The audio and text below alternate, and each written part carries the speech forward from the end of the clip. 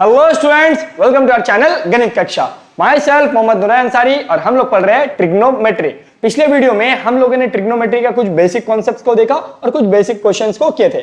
आज भी इस वीडियो में हम लोग थोड़े से और बेसिक क्वेश्चंस को करेंगे और अपने लेवल को थोड़ा सा अप करेंगे। तो आप लोग कॉपी और पेन निकाल लो और हर एक चीज को अच्छे से नोट डाउन करो और प्रैक्टिस करो। उम्मीद है पिछला वीडियो आप लोग देख कर आए होंगे और अगर नहीं देखे हो तो पिछला वीडियो आप एक बार जरूर से देख लो ताकि आपको एक बेसिक आइडिया हो जाए। तो चलो कॉपी और पेन निकाल लो और स्टार्ट करते हैं। सबसे पहले देखो, ये जो क्वेश्चन लिए ये पिछले क्लास से ही रिलेटेड क्वेश्चन है। अगर आप चाहो तो इस क्वेश्चन को एक बार वीडियो पॉज करके ट्राई कर सकते हो। क्वेश्चन अगर ट्राई करोगे देखो बाबू बनेगा, ऐसा नहीं है कि क्वेश्चन नहीं बनेगा। हम बनाते हैं तो यहाँ पे उम्मीद है ट्राई कर चुके होगे। इस क्वेश्चन में क्या बोल रहा है कि cot थीटा 2 के बराबर है तो डिटरमाइन करो tan थीटा और sec थीटा का वैल्यू क्या होगा। तो हम पहले ये क्वेश्चन कर लेते हैं, फिर आगे हम लोग देखते हैं कि क्या होगा। तो सबसे पहले मेरे पास क्या गिवन है sir, cot theta is equals to 2। हम आपको बताए थे पिछले वीडियो में कि अगर आप ट्रिग्नोमेट्रिक रेशियो देखते हो तो जैसे कि cot थीटा लिखा हुआ है तो अब cot थीटा का मतलब क्या समझते हो, अब cot थीटा का मतलब समझते हो b बाय p, तो आप वो लिख दो इज इक्वल्स टू 2। अब हम बताए थे कि यार रेशियो b का वैल्यू तो 2 हो जाएगा, p का वैल्यू क्या होगा, तो जब किसी फ्रैक्शन के नीचे कुछ नहीं है तो हम लोग क्या दे सकते हैं, 1 दे सकते हैं। तो यहां से हमको b का वैल्यू मिल जाएगा 2 और p का वैल्यू मिल जाएगा 1। यहां तक तो समझ गए सर। हाँ, इसके बाद हम लोग को क्या लगाना था, इसके बाद हम लोग को लगाना है पाइथागोरस थ्योरम या पाइथागोरस ट्रिपलेट, जिसमें हम लोग को h का वैल्यू नहीं पता है। p का वैल्यू कितना है बाबू, p का वैल्यू है 1 का स्क्वायर, b का वैल्यू कितना है 2 का square and here we get 1 plus 2 का स्क्वायर कितना होता है 4। बहुत अच्छा, h square is equals to 5 और अगर आप इस स्क्वायर को इस साइड फेंकोगे तो यहाँ क्या आ जाएगा √5। तो आपका h का वैल्यू कितना आ गया √5, b का वैल्यू 2, p का वैल्यू 1। तो सबसे पहले तो हम लोग को यही करना होता है इन तरह के क्वेश्चन में कि हम लोग b, p और h का वैल्यू निकाल लेते हैं। देन हमको डिटरमाइन क्या करना है, हमको डिटरमाइन करना है tan थीटा। tan थीटा का रेशियो बोलो, उम्मीद है कि इस वीडियो में आप लोग याद करके आए होंगे। tan थीटा का रेशियो होता है p by b। So the tan theta is equals to p का वैल्यू कितना है 1, b का वैल्यू कितना है 2। बहुत अच्छा, तो tan थीटा का वैल्यू आ गया। अगेन sec थीटा चाहिए, ये तो कर ही सकते हो यार। sec थीटा क्या होता है h बाय b। ये रेशियोस आप लोग को याद रखना होगा। अगर आप रेशियोस याद नहीं करते और ट्रिग्नोमेट्री पढ़ रहे हो तो कहीं ना कहीं आप नाइंसाफी कर रहे हो इस चैप्टर के साथ। तो आपको क्या करना चाहिए कि इन रेशियोस को अच्छे से याद कर लेना है। ओके, सो h का वैल्यू क्या है बाबू, देखो हम लोग निकाल चुके हैं, h इज इक्वल्स टू √5। सो हम लोग यहाँ पे लिख देंगे √5 और b का वैल्यू कितना है 2, सो वो हम लोग लिख देंगे। आई होप हम लोग का tan थीटा और sec थीटा का वैल्यू किस तरीके से आया आप लोगों को समझ में आ रहा होगा कि इन वैल्यूज को हम लोग कैसे करके निकाले। ठीक है, अब हम लोग देखते हैं इस क्वेश्चन का। देख लो यहाँ तक समझ में आया, उम्मीद है। हम लोग क्या करते हैं कि cot थीटा का वैल्यू गिवन है, उस cot थीटा का रेशियो लिखे b बाई p और उसके बाद वहां से हम लोग b का वैल्यू ले लिए 2 और नीचे कुछ नहीं था तो हम 1 पुट किए और p का वैल्यू हम लोग को मिल गया 1। b और p का वैल्यू जब हम लोग को मिल जाता है देन हम लोग इस्तेमाल करते हैं पाइथागोरस ट्रिपलेट और वहां से h का भी वैल्यू निकाल लेते हैं। जैसे ही हमको b, p और h का वैल्यू मिल जाता है हम tan थीटा का रेशियो पुट करते हैं p by b and p का वैल्यू पुट करते हैं और b का वैल्यू पुट करते हैं। अगेन sec थीटा के लिए भी वही करते हैं, h का वैल्यू और b का वैल्यू पुट करते हैं और हमको sec थीटा का भी वैल्यू मिल जाता है। और इस तरीके से मेरा पहला हाफ जो क्वेश्चन का है वो सॉल्व हो जाता है। इस तरीके के क्वेश्चन को आप समझ पा रहे हो कैसे सॉल्व करना है। देन हम लोग देखते हैं सेकंड पार्ट। सेकंड पार्ट में बोल रहा है also show that 1 plus tan square theta is equals to sec square theta. यानी शो दैट है, तभी आप रेशियो प्रोपोर्शन करके आए होगे। तो वहां पे शो दैट में क्या करते थे, LHS का वैल्यू निकालते थे और RHS का वैल्यू निकालते थे। LHS और RHS सेम हो जाता था, हम बोलते थे LHS is equal to RHS prove. Same वही काम अभी यहाँ पे हम लोग करने वाले हैं। आप LHS देखो क्या है, LHS उतार लो। LHS है sir 1 plus tan square theta, कोई दिक्कत नहीं है। 1 प्लस tan थीटा का देखो बाबू वैल्यू पता है। अब यहाँ पे एक चीज ध्यान देना कि यहाँ पे है tan square theta. Square theta मतलब ये tan थीटा के ऊपर क्या है स्क्वायर है। जैसे x के ऊपर क्या होता था स्क्वायर, तो हम लोग x का वैल्यू पुट करते थे उसके बाद क्या देते थे स्क्वायर देते थे। उसी तरीके से हमको tan थीटा का वैल्यू पता है 1/2, तो हम tan थीटा की जगह पे लिखेंगे 1/2 क्योंकि tan के ऊपर स्क्वायर है तो उसके वैल्यू पे आएगा स्क्वायर। समझ पाए। अगेन 1 प्लस 1 का स्क्वायर 1, 2 का स्क्वायर 4। क्या यहाँ पे इन दोनों का स्क्वायर करना पड़ता है, जी हाँ। आप ऊपर वाले का भी स्क्वायर करोगे और नीचे वाले का भी स्क्वायर करोगे, ये नहीं कि इसको मल्टीप्लाई कर दिए। बहुत सारा बच्चा क्या करता है, सोचता है कि 2 को 2 से मल्टीप्लाई किए। 3 रहता तो क्या करते हैं 3 का स्क्वायर 9 आता है। यहाँ पे ऐसा नहीं कि 3 2 6 करेंगे। इन सब बेसिक गलतियों को सीखो। ओके, ना यहाँ पे हम लोग एलसीएम लेंगे तो 4 और 4 इसके नीचे कुछ नहीं है तो बाबू 1 से 4 डिवाइड होगा 4 प्लस 1 एंड आई गेट 5/4। ये मेरा LHS है। यहीं पे हम लोग कर देते हैं RHS को। RHS में मेरे पास क्या है, सेक स्क्वायर थीटा। अगेन देखो सेक के ऊपर स्क्वायर है तो हमको सेक थीटा का तो वैल्यू पता है √5/2, तो हम लोग लिखेंगे √5/2 का स्क्वायर।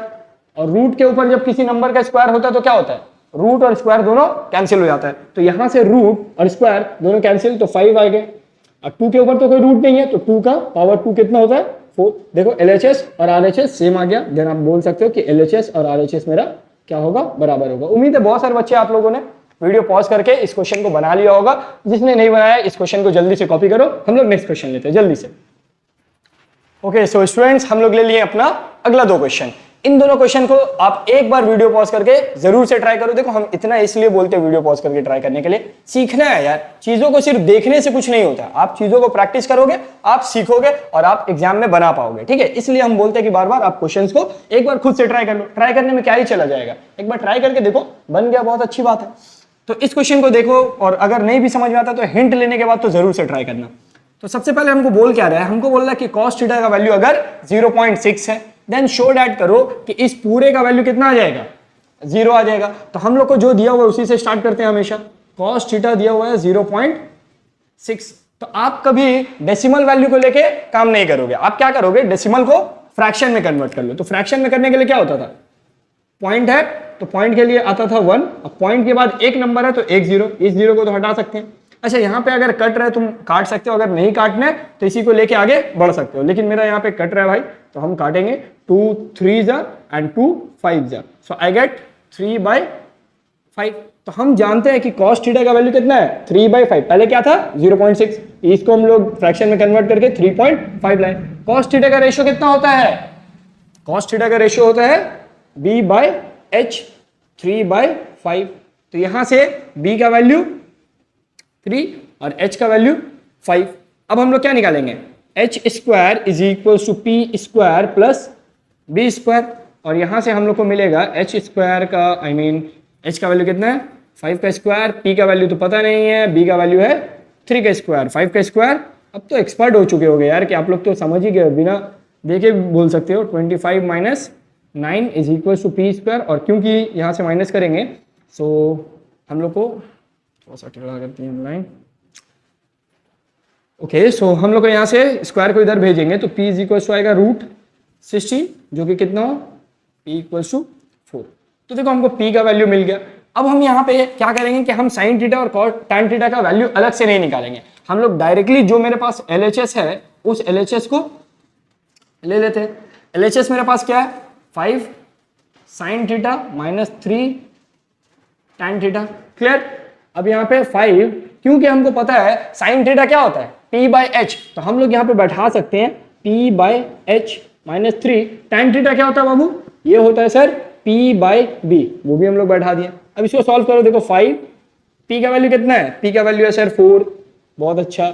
H का वैल्यू कितना है बाबू, H का वैल्यू है 5 -3 इंटू P का वैल्यू कितना है, अगेन P का वैल्यू है सर 4, B का वैल्यू कितना है, B का वैल्यू है 3।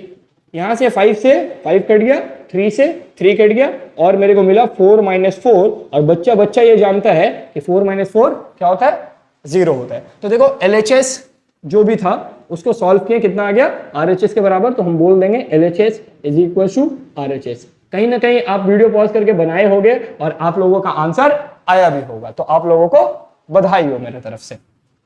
बहरहाल समझ में आया ये क्वेश्चन किस तरीके से बना। हम लोग को जो भी वैल्यू दिया हुआ था cos थीटा, उस वैल्यू को हम लोग पहले फ्रैक्शन में कन्वर्ट किए। कैसे किए आप देखें, डेसिमल को हटा के हम लोग 10 दिए और उसको कट करके 3/5 आया, जहां से cos थीटा का फिर हम रेशियो बढ़ाए B/H and we get the value of B and H which is 3 and 5, H is 5। Now we use Pythagoras triplet and get the value of P का वैल्यू कितना आया 4। तो हम लोग को B, H और P तीनों का वैल्यू मिल गया। देन हम लोग जो भी LHS था उस LHS को उतारे, उस LHS में साइन थीटा का वैल्यू P/H पुट किए, tan थीटा का वैल्यू P/B पुट किए। P और H का हमको वैल्यू पता था, P और B का वैल्यू हमको पता था, हम जस्ट पुट किए, कैंसिल किए एंड आई गेट 0, जिससे मेरा LHS और RHS प्रूव हो गया। अब देखते हैं इस क्वेश्चन को। उम्मीद है ये क्वेश्चन तो आप लोग बना रहे होंगे, एटलीस्ट इसको नहीं बनाए तो इसको तो बना भाई, कुछ तो कर यार, कुछ तो कर, एटलीस्ट शर्म कर। ठीक है, तो देखते हैं cot A is equal to 4/7.5।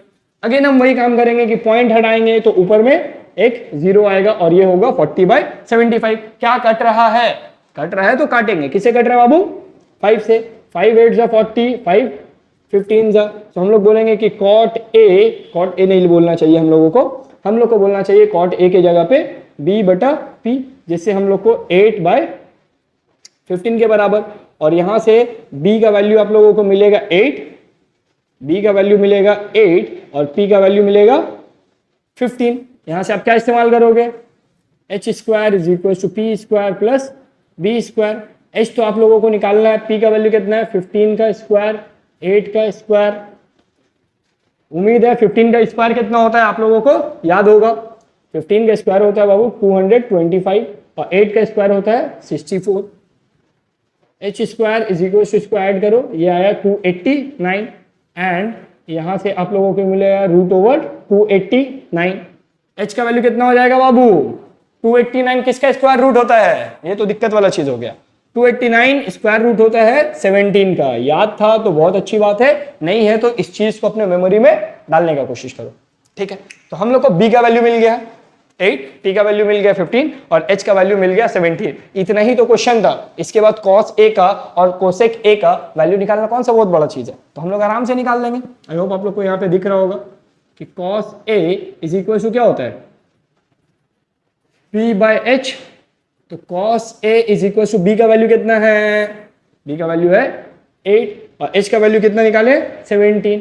इसी तरीके से cosec a का वैल्यू आप लोग आराम से बैठ के निकाल लो और जल्दी से इन सब चीजों को समझो, बार बार इन चीजों को अच्छे से समझो। ये आपका बेस बना रहा है, इसको समझ जाओगे तो आगे का ट्रिग्नोमेट्री एकदम बूम करके समझ में आएगा। जल्दी से कॉपी करो।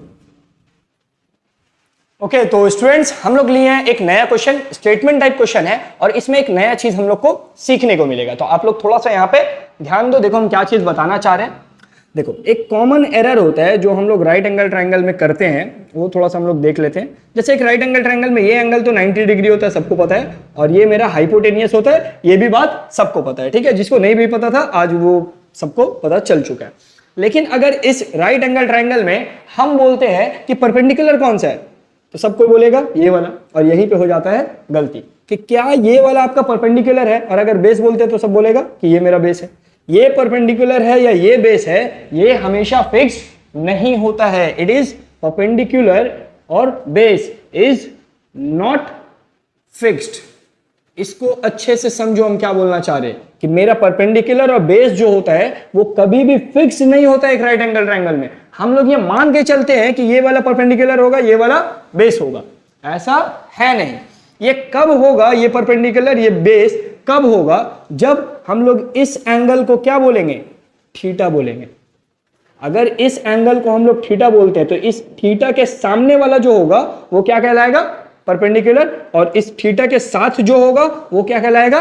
बेस कहलाएगा। बात समझ में आ रहा है हम क्या बोल रहे हैं? हम बोल रहे हैं कि जहां पे एंगल थीटा बनेगा उस थीटा के सामने में जो होगा उसको हम लोग क्या बोल रहे होंगे? परपेंडिकुलर। और थीटा के ठीक नीचे, थीटा के ठीक नीचे जो होगा उसको हम लोग क्या बोल रहे होंगे? उसको हम लोग बेस बोल रहे होंगे। तो अगर इस ट्रायंगल को, इसी ट्रायंगल को थोड़ा सा हम छोटा बना रहे हैं, इस ट्रायंगल में ये मेरा परपेंडिकुलर है और ये हाइपोटेनियस है। अगर हम थीटा यहां ना देके थीटा यहां दे दे तो क्या ख्याल है? परपेंडिकुलर कौन सा होगा? तो इस थीटा के सामने वाला क्या कहलाएगा? परपेंडिकुलर, और इस थीटा के ठीक नीचे वाला क्या कहलाएगा? बेस। चेंज हुआ? देखो अभी आप मान के चलते थे कि ये परपेंडिकुलर होता है और ये बेस, बट इसमें देखो यहाँ पे ये बेस होगा और ये परपेंडिकुलर। तो इस चीज को थोड़ा सा ध्यान रखना कि जहां पे थीटा उसका सामने वाला परपेंडिकुलर, जहां पे थीटा उसी के नीचे वाला बेस। अगर इस कॉन्सेप्ट को आप समझ गए हो तो आप समझो कि ट्रिग्नोमेट्री का एंगल वाला बात तो आपको समझ में आ गया। यहां पे देखो sign A, cos A, tan B और सेक बी, ये हम लोगों को निकालना है, बट एक साइड से नहीं निकालना है। देखते हैं अब इस क्वेश्चन को कहां पे। यहां तक समझ में आया कि हम क्या बोले? इस पूरे चीज का सिर्फ एक कंक्लूजन है। क्या कंक्लूजन है बाबू? कि जहां पे थीटा होगा, जिस एंगल को हम लोग बात करेंगे, उस एंगल के सामने वाले को क्या बोलेंगे? परपेंडिकुलर, और उसके नीचे वाले को क्या बोलेंगे? बेस। इस चीज को खाली आप ध्यान में रखें। थीटा के सामने वाला परपेंडिकुलर, थीटा के नीचे वाला बेस। अब इस क्वेश्चन पे आते हैं। इस क्वेश्चन में क्या बोल रहा है, एक राइट एंगल ट्राइंगल है भाई, ठीक है, एक राइट एंगल ट्राइंगल है, इस क्वेश्चन के लिए कर रहे हैं हम लोग, एक राइट एंगल ट्राइंगल है, ठीक, यहाँ पे 90 डिग्री। इस राइट एंगल ट्राइंगल में बोल रहे हैं एबीसी होगा इसका नाम, हाइपोटेनियस एबी है, हाइपोटेनियस मेरा क्या है, एबी। अब यहाँ पे हम ए लिखे, यहाँ पे ये मेरा अपना पर्सनल मर्जी है, आपका भी अपना पर्सनल मर्जी है, ए और बी हो गया। ये कितना सेंटीमीटर है बाबू, 10 सेंटीमीटर। आगे पढ़ता है तो बेस बी और सी है, ऑफकोर्स यहाँ पे सी होगा, और ये मेरा 8 सेंटीमीटर है। अब यहाँ पे एक दिक्कत हो गया कि देखो हम लोग मान के चल रहे कि ये बेस है, ऐसा है नहीं, हम इसको दे रहे हैं बेस 8 सेंटीमीटर और ये वाला होगा मेरा परपेंडिकुलर 6 सेंटीमीटर। थोड़ी देर के लिए हम लोग किए। अब हमको फाइंड क्या करना है, डिटरमाइन करो साइन ए, साइन ए, ठीक है बाबू, ध्यान से अब देखो साइन ए। तो क्या हम साइन ए का रेशियो जानते हैं, हाँ सर जानते हैं, P बाई एच। देखो यहाँ पे अब बताओ कि साइन ए का रेशियो का वैल्यू क्या आएगा, P बाई एच का वैल्यू क्या आएगा। अगर आप बोल रहे हो 6/10, P का वैल्यू कितना बैठाएंगे 6 और H का वैल्यू कितना बैठाएंगे 10, तो आपका आंसर गलत है। हाँ आपका आंसर गलत है। तब आप इस चीज को भी नहीं समझे। हम बोले थीटा के सामने वाला परपेंडिकुलर, थीटा के नीचे वाला बेस। यहाँ पे थीटा नहीं दिया हुआ, यहाँ पे थीटा के जगह पे एंगल ए इस्तेमाल किया। तो ए कहाँ पे है बाबू, ए ये वाला है, तो ए के जस्ट नीचे वाला क्या कहलाएगा, बेस, और ए के सामने वाला क्या कहलाएगा, परपेंडिकुलर। समझ में आया क्या हम बोल रहे हैं, कि जिस एंगल को हम लोग कंसीडर करेंगे उस एंगल के सामने वाला मेरा परपेंडिकुलर होगा, उस एंगल के साथ वाला मेरा बेस होगा। तो उस हिसाब से जो साइन ए है, P बाई एच तो होता है, लेकिन P का यहाँ पे वैल्यू क्या है 8 और H का मेरा वैल्यू कितना है 10, और इसको अगर कट करना है, काटाकुटी करना है, तो कर को देखो 4/5 आंसर होगा आपका। अगर वैसे करते हो तो आपका आंसर 3/5 आता है, तो जो कि गलत है, ठीक है। दूसरा है अब cos A, तो आप आसानी से ही निकाल लोगे। cos A होता है B बाई एच, और A है एंगल कौन सा है, एंगल देखो एंगल कौन सा है A, तो A ये वाला एंगल है, तो बेस कौन सा होगा, इसी के नीचे वाला जो कि 6 सेंटीमीटर है, तो यहाँ पे 6 और H का वैल्यू तो हमेशा फिक्स है, इसको अगर कट करेंगे तो आएगा 3/5 आराम से। अब दूसरे पे आते हैं tan B। अब थोड़ा सा गेम देखो घूमेगा फिर से। tan B का मतलब क्या होता है, रेशियो बताओ, P बाई बी, बहुत अच्छा।